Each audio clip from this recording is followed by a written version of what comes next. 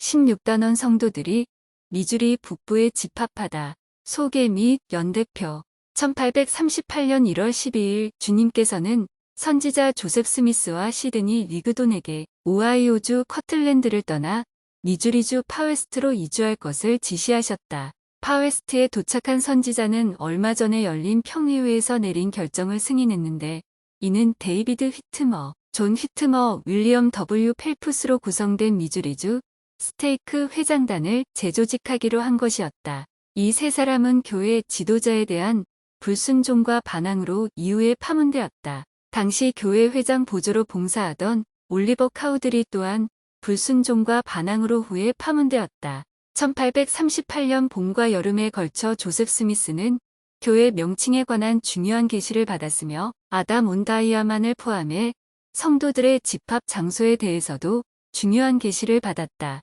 교리와 성약 115에서 116편 참조 1838년 1월 12일 조셉 스미스와 시드니 리그돈이 오하이오주 커틀랜드를 떠나 미주리주 파웨스트로 이주하다. 1838년 3월 14일 조셉 스미스가 미주리주 파웨스트에 도착하다. 1838년 4월 12일 올리버 카우드리가 불순종과 반항으로 파문당하다. 1838년 5월 19일 조셉 스미스가 후기 성도 정착지로 한 부지를 선택하다. 이곳은 후에 아담 온 다이아만이라고 밝혀지다. 교리와 성약 116편 참조 학생 읽기 과제 성도들 후기의 예수 그리스도 교회 이야기 제1권 진리의 표준 1815에서 1846년 2018 제26에서 28장 교수 재연 조셉 스미스가 오하이오주 커틀랜드를 급히 떠나 미주리주 파웨스트로 가다. 교재에 수록된 커틀랜드 성전 사진을 보여준다. 1831년 9월에 주님은 조셉 스미스에게 주신 계시에서 5년간 커틀랜드 땅의 견고한 거점을 보유하고자 하신다고 말씀하셨다. 교리와 성약 64편 21절 그 계시가 주어진 지 약 4년 반이 지난 1836년 1월부터 4월까지 커틀랜드의 성도들은 놀라운 영적 경험을 했다. 여기에는 1836년 3월에 있었던 커틀랜드 성전 헌납식도 포함된다. 1836년 후반기와 1837년에 걸쳐 커틀랜드 성도들은 어떤 변화에 직면했는가? 커틀랜드 성도들은 교회 회원이 아닌 지역 주민들과 교회 내부의 반대자들이 가하는 반대에 부딪혔고 이는 점점 더 심해졌다. 한 학생에게 브리검영 회장이 전한 다음 말과 조셉 스미스 역사에 기록된 내용을 소리내어 읽어달라고 한다. 1837년 12월 22일 아침 나는 폭도들의 증오와 변절자들의 적개심 때문에 결국 커틀랜드를 떠났다. 나는 조셉 스미스가 지극히 높으신 하나님의 선지자이며 그들이 말한 것과 달리 범법을 저지르거나 타락하지 않았음을 성신의 권능을 통해 알고 있다고 공언했다. 공개적인 자리이든 사적인 자리이든 나는 그렇게 공언했고 이러한 이유로 변절자들은 나를 파멸시키겠다고 협박했던 것이다. 배교자들이 우세를 떨쳐 비통함이 가득 들이운 커틀랜드의 교회에 새해가 밝아왔다. 그들이 계속해서 맹위를 떨치며 상황이 악화된 탓에 시드니 리그돈 장로와 나는 결국 그 위험천만한 영향력에서 벗어나기 위해 급히 떠날 수밖에 없었다. 이러한 내용은 1836년부터 1837년 말에 이르기까지 커틀랜드 상황의 변화 정도를 이해하는 데 어떻게 도움이 되는가? 조셉 스미스와 시드니 리그돈이 커틀랜드를 떠난 것은 1838년 1월 12일에 주님께서 주신 계시에서 영감을 받은 결정이었음을 설명한다. 이 계시는 교리와 성약에 기록되어 있지 않다. 한 학생에게 다음에 나오는 그 계시의 일부 내용을 소리내어 읽어달라고 한다. 주께서 말씀하시기를 나의 교회의 회장단은 실행할 수 있게 되고 방편이 마련되는 대로 최대한 빨리 가족을 데리고 방법이 분명하게 드러나는 대로 속히 서쪽으로 이동할지어다. 내가 그들과 함께할 것이니 그들의 마음이 평안할지어다. 너희의 충실한 친구들 역시 가족과 함께 이곳을 벗어나서 시온에 집합하게 하라. 교리와 원리를 분명하게 파악한다. 교리와 원리를 파악할 때 이를 분명하고 간결하게 표현하는 것이 중요하다. 70인 정원회의 BH 로버츠 장로는 이렇게 말했다. 진리가 알려지기 위해서는 반드시 언명되어야 합니다. 언명하는 내용이 분명하고 온전할수록 성령은 이 사업의 참됨을 사람의 영혼에 간증할 수 있는 더 좋은 기회를 갖게 될 것입니다. 제임스 E. 파우스트, 나의 아들이 선교 사업을 떠나기 전에 알았으면 좋겠다고 생각하는 것. 성도의 벗. 1996년 7월 41쪽.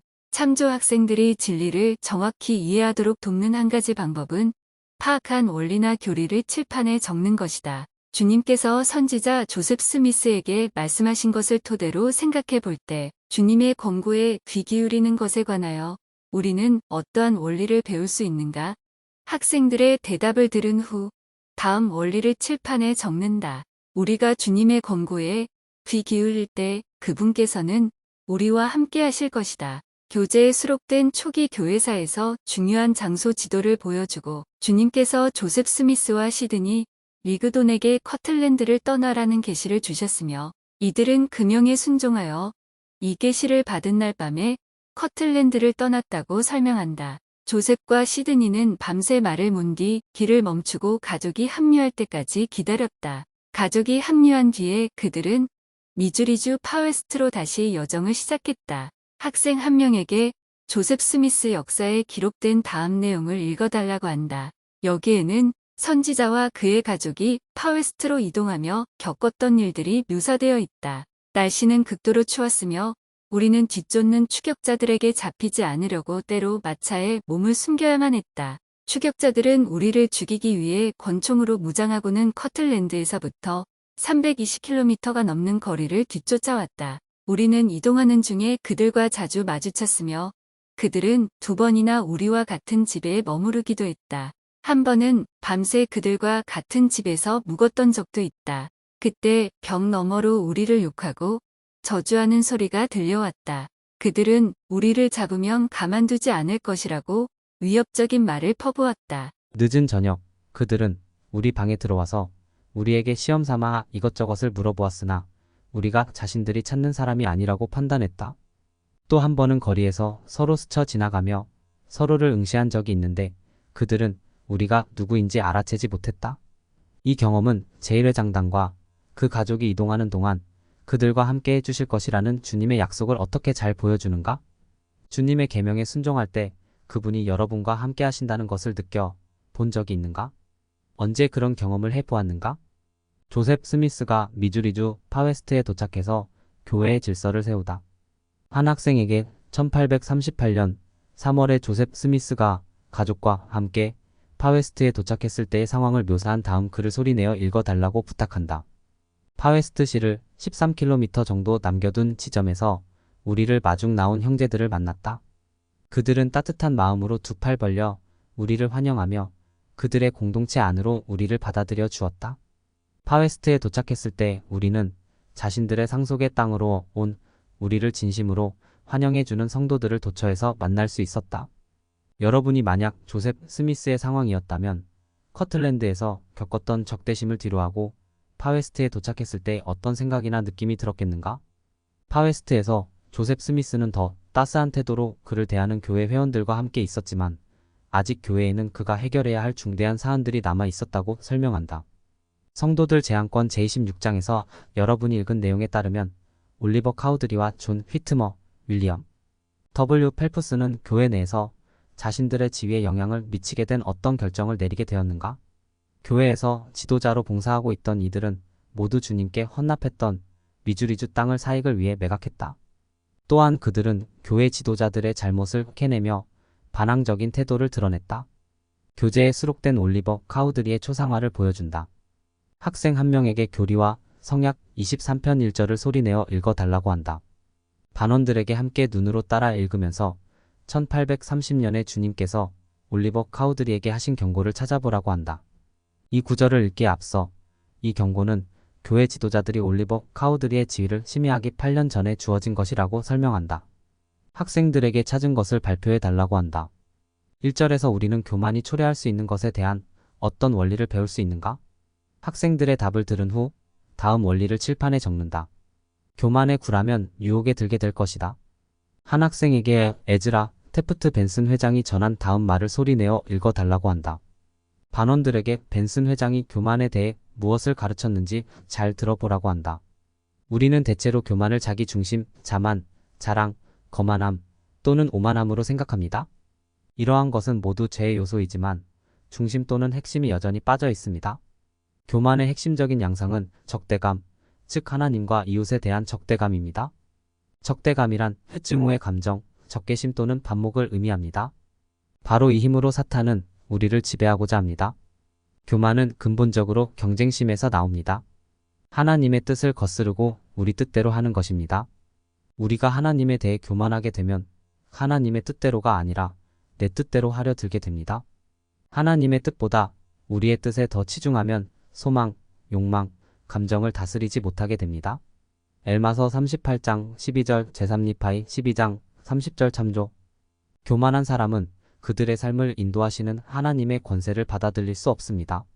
힐라멘서 12장 6절 참조. 교회 회장들의 가르침 에즈라 테프트 벤슨 2014 232쪽. 이 내용은 우리가 교리와 성약 23편 1절에서 찾은 원리를 더 잘 이해하는데 어떻게 도움이 될 수 있겠는가? 다음 질문을 칠판에 적는다. 올리버 카우드리가 교만 때문에 유혹에 빠지게 되었음이 어떤 식으로 나타나는가? 오늘날 우리 시대의 교만이 사람들을 유혹에 들게 하는 방법에는 어떤 것들이 있는가? 학생들을 두세 그룹으로 나눈 뒤 성도들 제한권 26장을 펴게 한다. 그룹별로 305쪽 4월 12일 에드워드 파트리지는 으로 시작하는 단락부터 같은 쪽 마지막에 있는 올리버는 그런 원리를 외면한 채로 시작하는 단락까지 돌아가며 소리내어 읽어보게 한다. 학생들에게 그룹별로 칠판에 적힌 질문들에 대한 답을 이야기해보게 한다. 학생들에게 칠판에 적힌 질문들에 관하여 의견을 나눌 시간을 충분히 준 후 반원 한 명에게 윌포드 우드럽 회장이 전한 말과 그 다음에 나오는 문단을 소리내어 읽어달라고 한다. 학생들에게 올리버 카우드리가 교회를 떠난 뒤 어떤 삶을 살았는지 잘 들어보라고 한다. 제가 올리버 카우드리를 보았을 때 그는 온 땅을 뒤흔들 권능을 지닌 것처럼 보였습니다.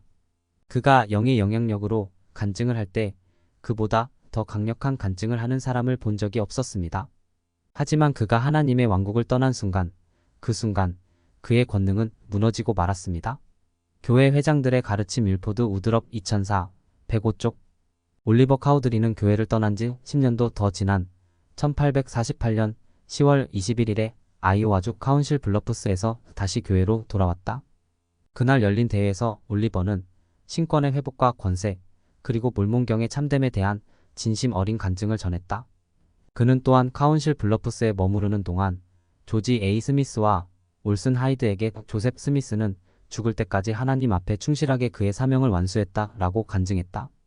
올리버 카우드리는 감리 여건들에게 교회에 다시 들어오고 싶다는 뜻을 겸손하게 전한 뒤 아이오와주 카운실 블러프스에서 재침례를 받았다. 올리버 카우드리는 주님의 교회를 떠나기로 선택함으로써 어떤 축복들을 이뤘는가? 궁극적으로 올리버 카우드리는 자신의 교만을 회개했음을 어떤 방법으로 나타내 보였는가? 학생들에게 삶을 돌아보고 자신의 내면에 있을지도 모를 교만을 회개하도록 격려한다. 주님께서 아담-온다이-아만의 위치를 계시해 주시다. 주님께서 아담-온다이-아만의 위치를 계시해 주시다. 성도들이 미주리주 주민들과 더 많은 갈등을 겪다. 한 학생에게 다음 문단을 소리내어 읽어달라고 한다. 1838년 4월 선지자는 교리와 성약 115편의 계시를 받았다. 이 계시에서 주님께서는 교회의 공식 명칭을 지정해 주셨다. 또한 그분은 성도들에게 파웨스트의 성전을 건축하도록 명하시고 주변 지역에 더 많은 스테이크를 세우라고 지시하셨다. 1838년 5월 18일 조셉 스미스와 교회의 몇몇 지도자들은 미주리주의 성도들이 정착할 수 있는 다른 지역들을 찾기 위해 파웨스트에서 북쪽으로 떠났다. 다음 날 그들은 라이먼 와이트의 집에 도착했다. 라이먼은 스프링힐이라는 지역의 부동산을 소유하고 있었다. 선지자는 이 지역을 방문하는 동안 교리와 성약 116편에 기록된 계시를 받았다. 학생 한 명에게 교리와 성약 116편 1절을 소리내어 읽어달라고 한다. 반원들에게 주님께서 이 땅에 관해 무엇을 계시해 주셨는지 들어보라고 한다. 교재에 수록된 사진을 보여주며 이곳이 아담-온다이-아만, 즉 아담이 거하던 땅 교리와 성약 117편 8절이라고 설명한다. 아담의 생이 얼마 남지 않았을 때 그는 이곳에 의로운 후손들을 불러 모아서 그들에게 축복을 주었다. 아담과 그의 후손들이 이곳에 모여 있을 때 주께서 그들에게 나타나셨고 아담은 마지막 세대에 이르기까지 자기 후손들에게 일어날 일을 무엇이든지 다 예언했다. 교리와 성약 107편 54절, 56절. 만약 선지자 조셉 스미스가 아담-온다이-아만 땅에 대한 계시를 받을 당시 그곳에 있었다면 여러분은 어떤 기분이 들었을 것 같은가? 교리와 성약 116편 1절에서 아담-온다이-아만은 아담이 자기 백성을 방문하러 올 곳이라는 내용이 나오는데 이것은 무슨 의미인가? 예수 그리스도의 재림에 앞서 아담과 모든 경륜의 시대 성도들을 포함한 그의 의로운 후손들이 구주를 뵙기 위해 아담-온다이-아만에 모일 것이다. 다니엘 7장 9에서 10절. 미주리 북부에 있는 성도들은 정착지가 늘어나고 선지자가 여러 계시를 받는 등 축복을 받기도 했지만 미주리주 주민들과 그들 사이 갈등의 골은 점점 더 깊어졌다. 성도들 제한권 27에서 28장에서 읽은 내용에 따르면 1838년 여름부터 초가을에 이르기까지 교회 회원들과 지역 주민들 사이에 어떤 충돌들이 갈등이 일어났는가? 6월에 시드니 리그도는 배교한 자들을 공개적으로 비난했다. 7월에 시드니는 교회 회원들에게 적에 대항하여 스스로를 보호하라고 경고했다. 8월 미주리주 갤러틴에서 투표하려던 교회 회원들이 공격을 받고 싸움이 벌어졌다. 10월 폭도들이 미주리주 디윗에 사는 성도들에게 집을 버리고 떠나도록 강요했다. 학생 한 명에게 다음 문단을 소리내어 읽어달라고 한다. 조셉 스미스는 불과 2년 전에 크나큰 희생을 치르며 완공한 성전이 있는 오하이오주 커틀랜드의 공동체를 교회의 반대자들과 그 외 적대자들이 약화시키고 결국은 무너뜨렸다고 믿었다. 1838년 여름에 이르자 교회 지도자들은 미주리의 평화로운 공동체를 만들고자 하는 목표의 이와 같은 위협이 커지는 것을 목격했다. 파웨스트에 있는 후기 성도 정착지에서는 일부 지도자와 회원들이 단원으로 알려진 무장단체를 조직했다. 이 단체의 목적은 미주리 주민들은 물론 배교한 혹은 파문된 후기 성도들로부터 공동체를 지키려는 데 있었다. 역사가들은 조셉 스미스가 단원들을 승인하기는 했으나 아마 이들의 모든 계획에 대해 보고를 받은 것은 아니며 모든 범위의 활동을 승인하지는 않았을 것이라는데 일반적으로 동의한다. 19세기 후기 성도들이 경험한 평화와 폭력, 복음 주제 관련 글. 성도들은 이미 미주리주 잭슨군과 오하이오주 커틀랜드에서도 그렇게 쫓겨난 적이 있었다. 그런 경험은 성도들이 미주리 북부에서 반대에 직면했을 때 어떻게 대응하도록 영향을 주었겠는가? 학생들에게 다음 수업을 준비하기 위해 성도들 제한권 제29에서 31장을 읽어 오라고 권유한다.